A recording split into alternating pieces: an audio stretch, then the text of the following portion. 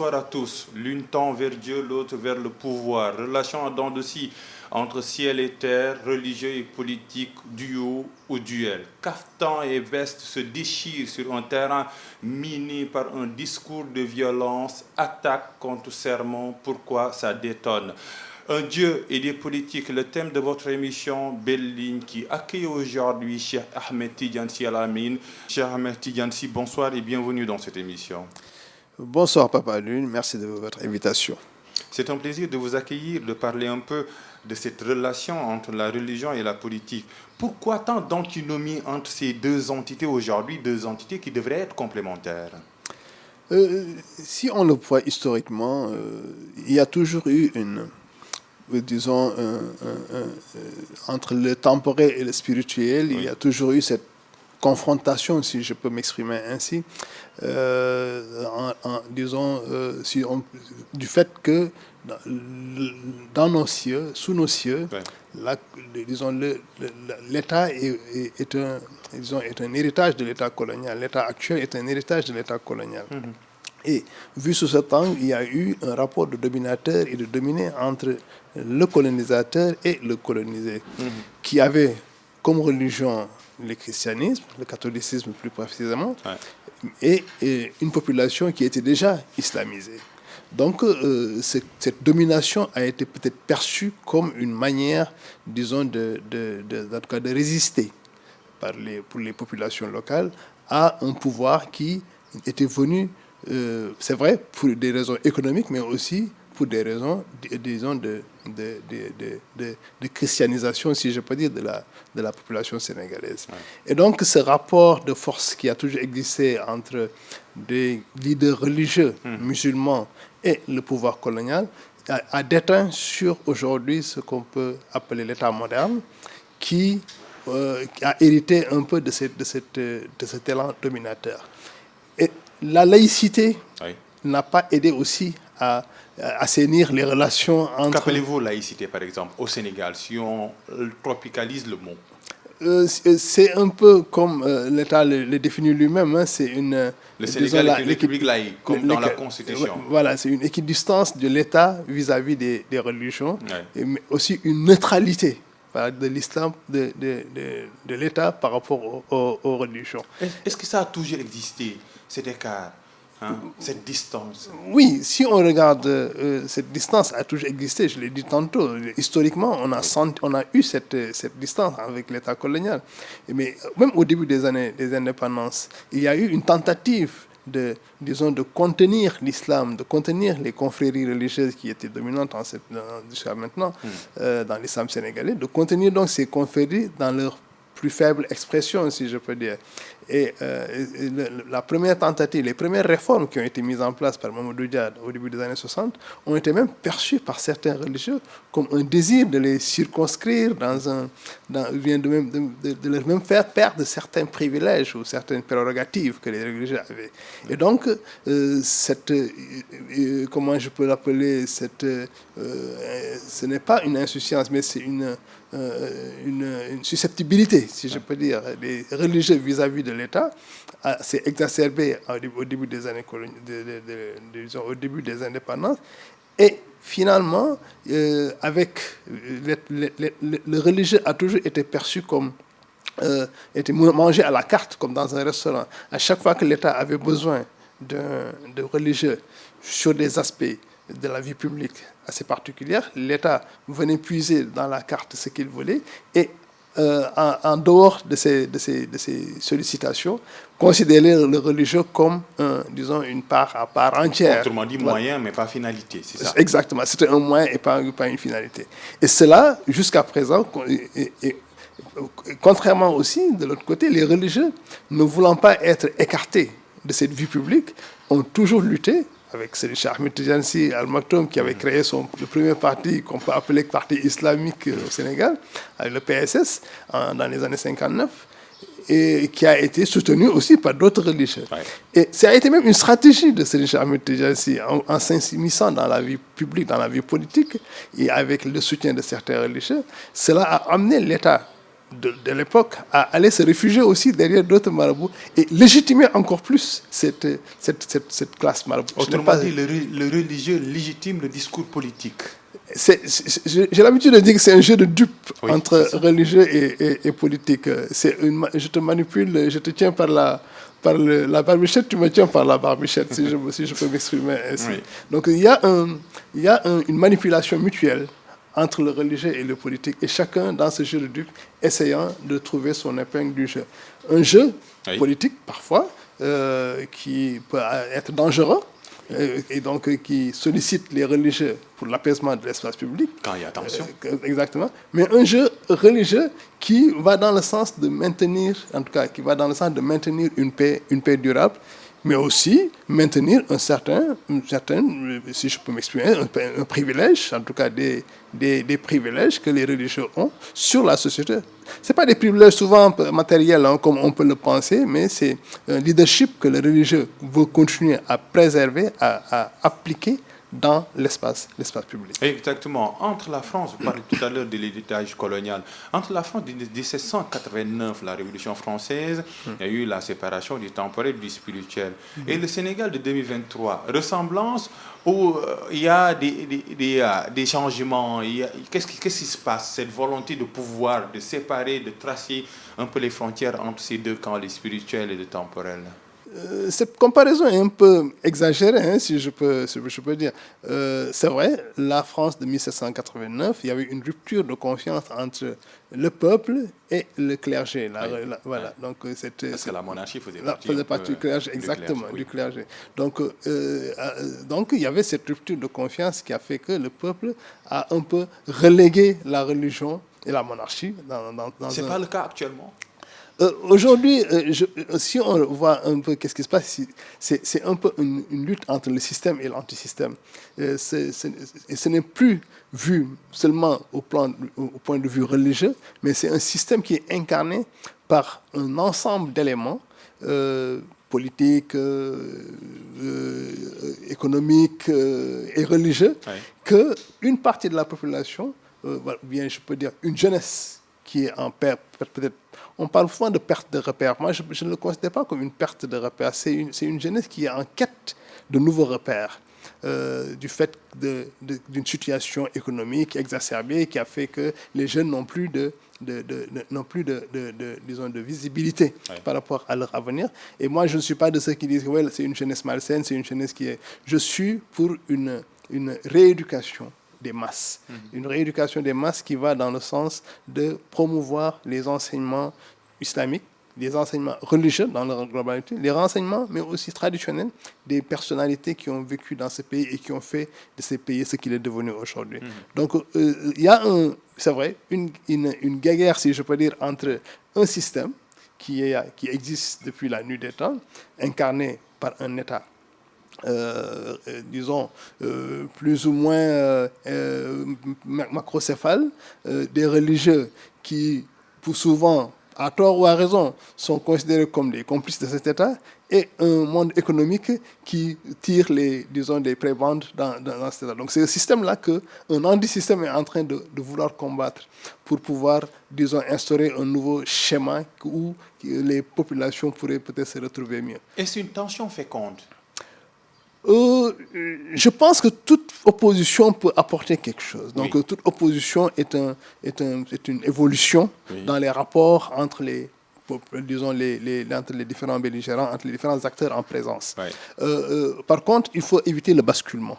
Moi, je pense que cette opposition est féconde dans le sens où cela permet de faire bouger les lignes, parce qu'il est vrai que notre pays a besoin parfois d'une certaine trajectoire pour pouvoir arriver au plan des valeurs, au plan de l'économie, arriver à un certain niveau d'émergence, comme on a l'habitude de le dire.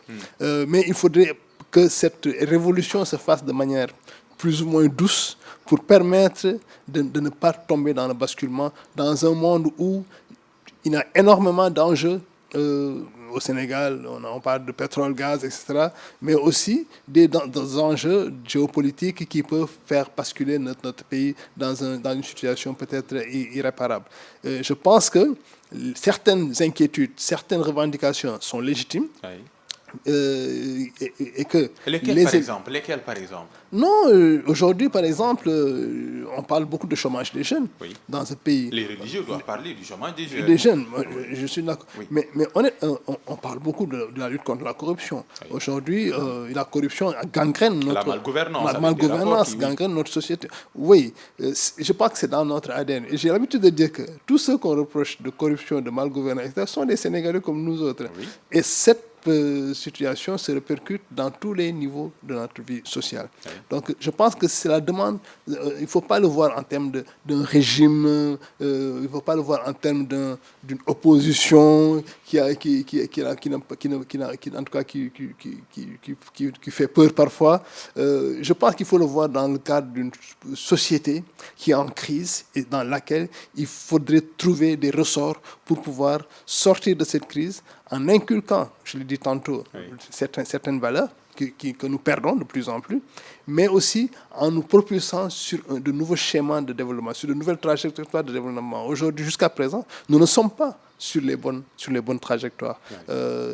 Et cela demande une rééducation au niveau des populations, aussi bien au niveau des élites qui ont des comportements très déviants et qui ne peuvent pas, de par ces comportements, permettre à ces jeunes de les écouter.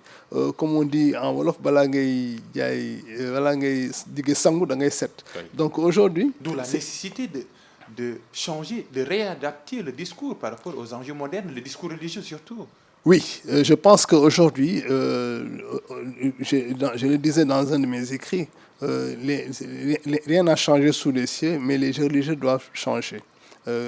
Parce que les populations... Le discours, il ne doit plus être passéiste, partir du présent pour expliquer les faits. Comment trouver l'alchimie? Dans une population, tout le monde a un rôle à jouer. Je pense qu'on est aujourd'hui dans une société, nous sommes une société sénégalaise qui a bien fonctionné jusque-là, et chacun joue son rôle. Au plan politique, les politiciens jouent leur rôle, l'État gouverne, l'opposition s'oppose.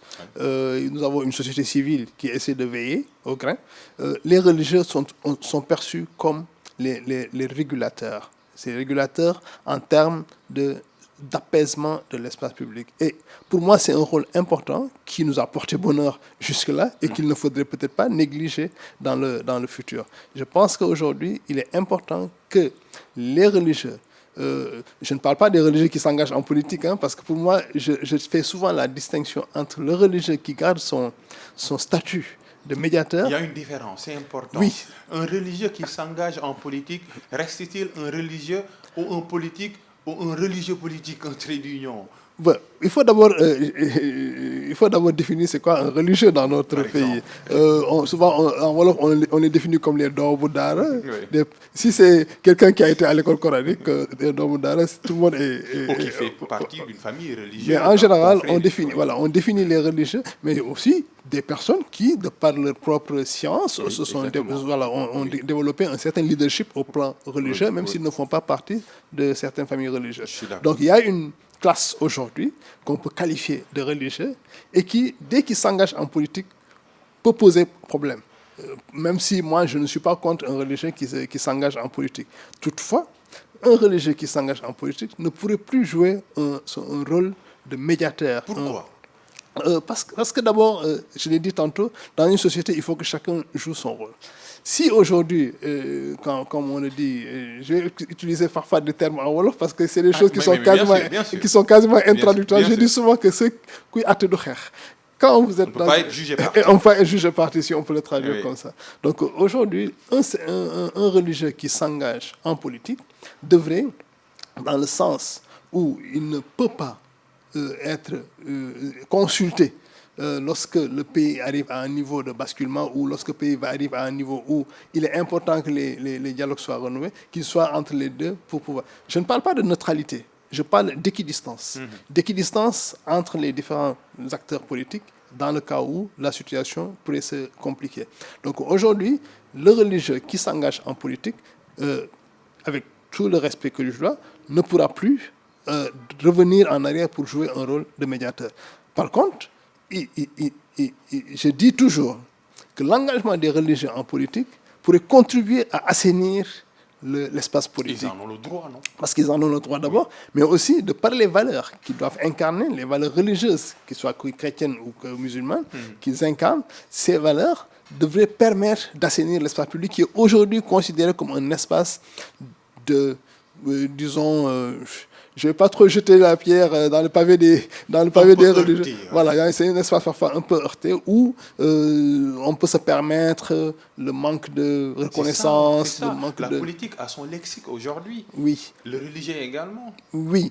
C'est pourquoi aujourd'hui, il va falloir peut-être faire converger ces deux mondes vers disons une trajectoire qui permettrait disons d'amener la population, les politiciens à adopter des comportements et vice versa. Oui. Les religieux aussi devraient s'inspirer de la politique, je ne parle pas de la politique politicienne, s'inspirer de la politique pour un peu mieux organiser nos familles religieuses, mieux organiser en tout cas notre vécu de tous les jours. Est-ce que le politique a forcément besoin du religieux pour accéder au pouvoir? Est-ce que c'est l'ascenseur pour accéder au pouvoir? Disons que le temps des consignes de vote est révolu. Mais on voit chaque politique, par exemple, son premier rendez-vous, sa première visite, c'est forcément dans une famille religieuse ou dans des familles religieuses. Je pense qu'ils le font pour l'imaginaire populaire. Ils le font surtout pour se donner une légitimité populaire en se disant, à chaque fois qu'un politicien est accusé d'être contre les marabouts, il se revive très vite pour dire qu'il est originaire voilà, de tel. Voilà. Et ça, nous le comprenons parce que le religieux est un socle important de notre société et c'est dans l'ADN, je le dis souvent, le Sénégalais a le religieux dans son ADN, même si dans la pratique, en termes de valeurs, parfois il est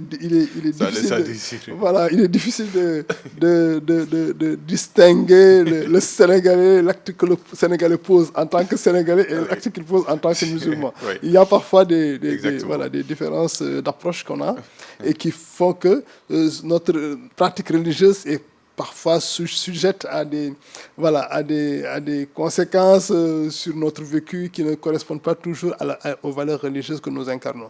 Mais dans l'imaginaire populaire, dans la perception populaire, il est important que ce religieux puisse être, disons, préservé.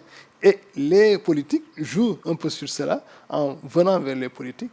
Et cela donne aux religieux une certaine capacité à influer parfois sur le vote. Même si ce n'est plus en termes de consignes de vote. C'est un niggle doux, quoi. Ce sont des... C'est plus un niggle en termes de comportement, en termes d'attitude que le religieux adopte vis-à-vis de certains hommes politiques. Et ça marche toujours?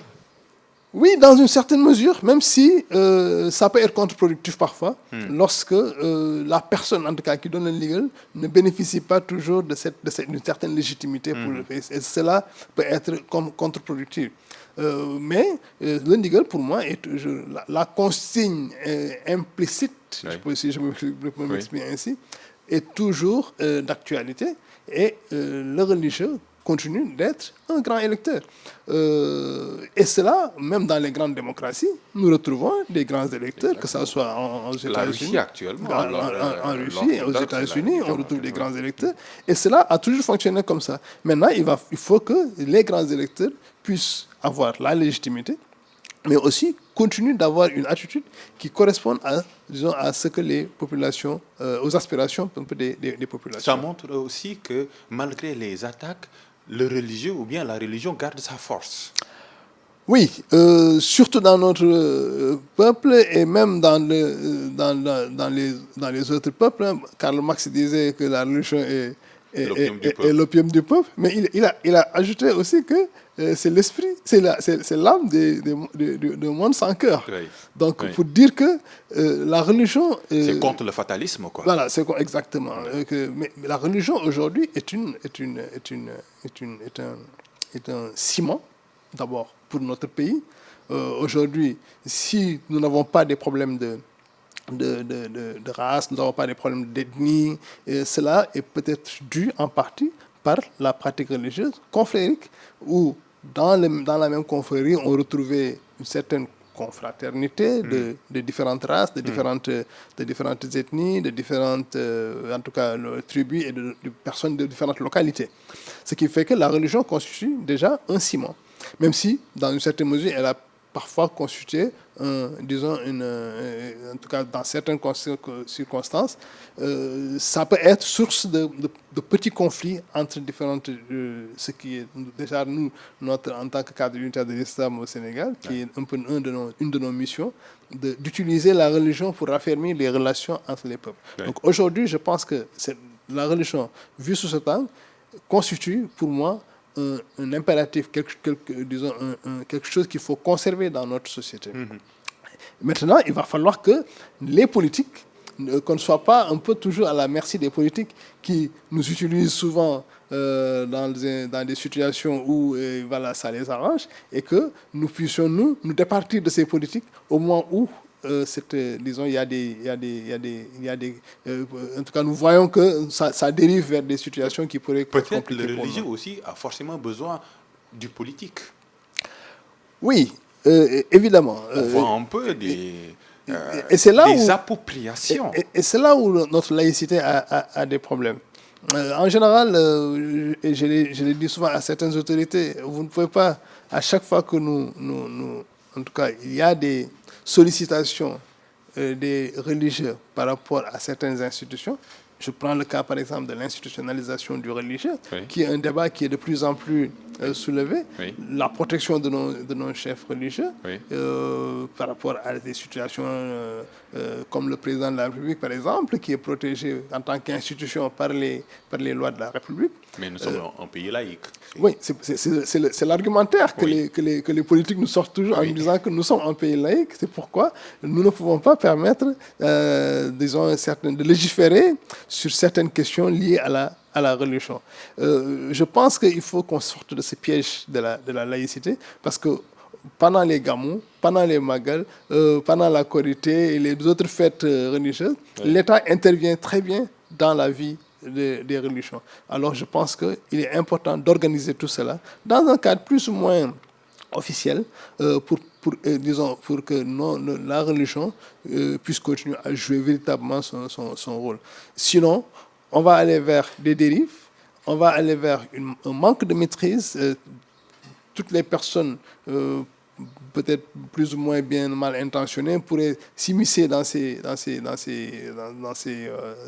tout cas sur ces éléments pour pouvoir, disons, dénaturer un peu la religion. Je pense qu'il faut mettre un peu d'ordre aujourd'hui dans la religion. Vous parliez des dérives. Est-ce que les réseaux sociaux, les technologies de l'information et de la communication ont désacralisé le discours religieux? Oui, ils sont en train, les réseaux sociaux sont en train de, disons, accélérer un processus qui avait existé depuis très longtemps. Oui. Vous en parliez tout à l'heure. J'en parlais tout à l'heure. Et le fait de s'attaquer à des religieux existait dans le passé. Moi, dans les années 60, il y avait des étudiants qui étaient partis dans les pays arabes. Au retour, on commençait à s'attaquer à confréries soufis. Mais à ce moment, ils n'avaient pas accès à peut-être un niveau d'information, de communication qui permettait peut-être d'accélérer. Ce qu'on appelait l'islam noir, par exemple. Exactement. Aujourd'hui, avec les réseaux sociaux, on a la possibilité d'être un diffuseur dans sa chambre avec un smartphone, ce qui accélère un peu cette tendance à désacraliser, et c'est une tentative de désacralisation du religieux. Mais je pense que c'est dangereux d'abord en termes de diagnostic. Je pense que c'est dangereux pour notre société. Les religieux ont toujours été le dernier recours pour éviter le basculement dans le pays. Ce qui se passe dans la sous-région est assez illustratif. C'est un islam qui est aujourd'hui très déconfituré, si je peux dire. Avec le terrorisme. Avec le terrorisme, le djihadisme qui a pris ses galons dans ces pays. Je pense que nous, les religions telles que nous les vivons au Sénégal, constituent aujourd'hui un rempart à ce djihadisme. Non pas parce qu'il n'y a pas disons, de personnes qui ont cet islam politique, moi je l'appelle souvent l'islam politique dans leur bandoulière, mais parce qu'ils n'ont pas atteint une taille critique aujourd'hui pour pouvoir saper les bases de notre cohésion. Donc il est important aujourd'hui de consolider cette entente interreligieuse, ce dialogue interreligieux ou intra-religieux même, pour asseoir un peu cet apaisement de l'espace public. Et comment les vivent ces religieux-là qui aujourd'hui entendent un autre discours, peut-être, il y en avait dans le passé, mais un discours hostile mais virtuel. Comment les religieux vivent cela? On a envie un peu de savoir parce qu'on a entendu un guide religieux dire que je vais prononcer ces mots, mais après, forcément, on va m'insulter. C'est inédit. Hein? Oui. Je pense qu'aujourd'hui, et c'est une levée de bouclier que nous avons constatée depuis quelques jours, sans concertation, on a vu plusieurs guides religieux se lever pour fustiger cette situation. Nous sentons, les religieux sentent cette menace et, comme d'habitude, ils ont pris leur bâton de pèlerin pour pouvoir un peu aller à l'encontre ou bien à l'opposition de ces... Ou peut-être le bâton. Voilà. le bâton tout court, ils ont pris le bâton tout court. Parce que aussi, autant les religieux sont toujours conciliants ou conciliateurs, si je veux dire, dans ce pays, mais autant ils peuvent aussi être très... voilà. C'est une résistance. C'est une forme de résistance, mais surtout pas une résistance violente, parce qu'ils ont toujours, de par leur stratégie développée historiquement par les religieux, la religion soufie n'est pas une religion, n'est pas une forme de résistance violente, c'est plus une résistance passive, mais une résistance par le sermon, une résistance par l'éducation. Et c'est là où aujourd'hui la responsabilité des religieux aujourd'hui est engagée, c'est que on n'a pas suffisamment pris en compte les valeurs religieuses dans l'éducation des masses dans notre pays. Et il est important aujourd'hui de revenir un peu en arrière pour pouvoir, même s'il y a comme on dit, il y a quelque chose qui nous a échappé quelque part, il est important de revoir un peu notre système éducatif, de voir comment impliquer... Il faut une éducation religieuse? Oui, je le pense. En tout cas, les valeurs religieuses doivent être impliqués dans le système éducatif. Que ça soit sous la forme d'une éducation religieuse, que ça soit sous la forme d'une éducation civique à la citoyenneté, ou en tout cas toute autre forme d'éducation morale, toute autre forme d'éducation qui puisse prendre en compte ces valeurs. Parce que si le Sénégal a pu, disons, résister à tous ces courants, c'est parce que même si au plan social nous sommes une population très perméable aux cultures des autres, nous avons pu garder en notre sein un socle religieux qui nous a permis de préserver aujourd'hui ce vivre ensemble que beaucoup de pays nous envient. Et ce vivre ensemble a été, disons, instauré par des personnalités, par des personnes historiques qui ont, de par les valeurs, de par leurs écrits, de par leur comportement, ont instauré aujourd'hui ce pays dans un climat de vivre ensemble durable. Il ne faut pas saper cette cohésion. Je pense qu'aujourd'hui, il est temps de faire revenir ces valeurs-là dans notre système éducatif en y incluant des enseignements de ces anciens, en y incluant des enseignements de nos religions, que ce soit des enseignements de la religion musulmane ou la religion catholique, afin que les jeunes, les plus jeunes, puissent, disons, grandir avec cela dans leur ADN et peut-être changer dans le futur ce qui se passe aujourd'hui, qui est devenu quand même très, très, très, très, très grave, si je veux dire. La tension qui existe actuellement. Vous parlez de la tension. De la tension et surtout, il est inimaginable dans les années passées que le Sénégal à visage découvert puisse prononcer des invectives à l'égard même d'un autre Sénégalais, à fortiori à l'endroit d'un guide religieux. Cela montre qu'il y a eu des transformations profondes qui se sont opérées dans notre société et que nous n'avons pas su appréhender à temps. Dans les familles, par exemple, où on sent que les familles se déstructurent en raison peut-être des problèmes économiques dans nos quartiers, dans nos villes et nos villages. Nous avons aujourd'hui la responsabilité de diagnostiquer ce mal qui est en train de gangréner notre société et d'en extirper les mauvaises graines pour pouvoir, de par l'éducation, de par la sensibilisation, et ça je le dis toujours, il va falloir que réconcilier la jeunesse qui est une jeunesse toujours de révolte, parce que la plupart des révolutions passent par la jeunesse, exactement, pour pouvoir se déployer dans la...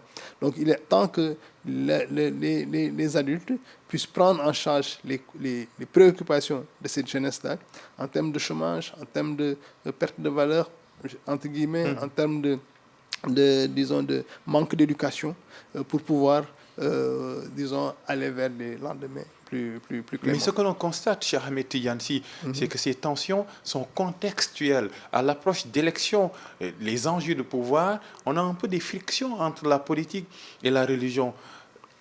Comment ça s'explique?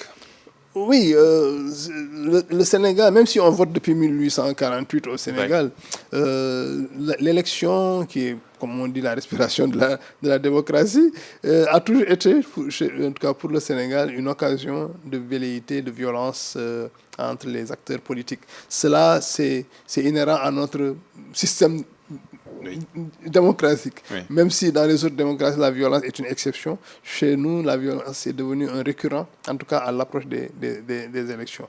Il faut le reconnaître, hein, c'est un manque de maturité de notre démocratie qui n'arrive pas à passer cette étape. Oui. Mais aussi, ce qu'il faut nous reconnaître, c'est qu'au Sénégal, en tout cas, on n'est pas encore arrivé à un basculement. À chaque fois, les hommes politiques arrivés à un certain niveau ont toujours eu raison gardée pour ne pas passer vers le basculement. Et ça, ce qui le motive, c'est peut-être qu'il y a toujours des personnes, des personnalités qui peuvent toujours consulter le fil, renouer le fil du dialogue entre les acteurs politiques. Et c'est là où le rôle des religieux, et je le répète, est encore important. C'est pourquoi ils ont besoin d'être protégés. Et toutes ces invectives ne contribuent qu'à les décrédibiliser. Et cela pourrait, le jour où on a besoin de nous retourner dessus. Je pense qu'il est important que les populations se rendent compte de l'importance de ces religieux, du rôle qu'ils ont à jouer dans la société, et ne pas les impliquer dans les conflits entre politiques, surtout en voulant qu'ils se prononcent sur des... Oui, on vous demande de parler, il faut parler. Oui, mais parler pour qui? Comme disait Cheikh Ahmed Tidiane-Sy, quand on lui disait que je suis neutre, il lui disait contre qui? Aujourd'hui, nous ne pouvons pas nous permettre nous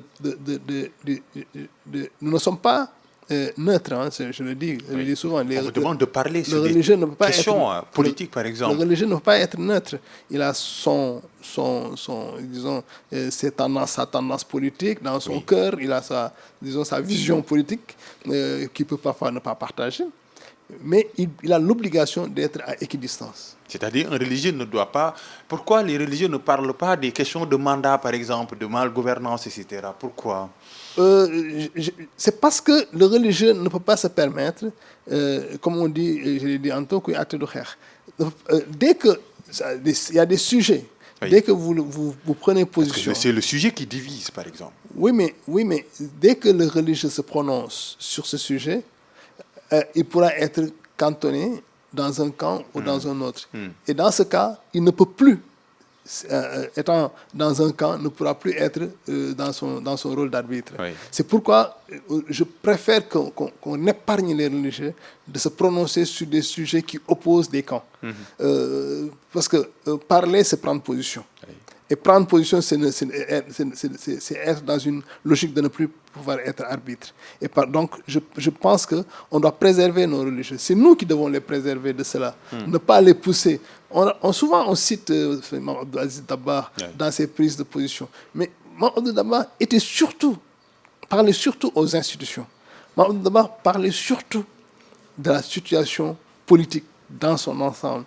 Et Mame Abdou Dabakh, on n'a jamais vu fustiger Abdou Diouf ou Abdoulaye Wade. On n'a jamais vu fustiger... pas des questions d'hommes, mais... Il ne parlait pas des hommes. Comme on dit, les petits esprits parlent des hommes. Oui. Lui, il ne parlait pas des hommes. Et ici, en général, les acteurs politiques, chacun essaie de vous pousser à parler dans le sens. Souvent, moi, on me dit, oui, il faut parler à Ousmane Sonko parce qu'il crie à la violence. D'autres me disent, non, il faut parler à Macky Sall parce que c'est lui qui exerce la force sur les populations. Oui. J'ai dit non. En tout cas, même si moi, je ne suis pas dans une dimension à parler aux gens, oui. Et je dis souvent, celui qui a la possibilité de parler directement aux acteurs n'a pas besoin de le crier sur tous les toits.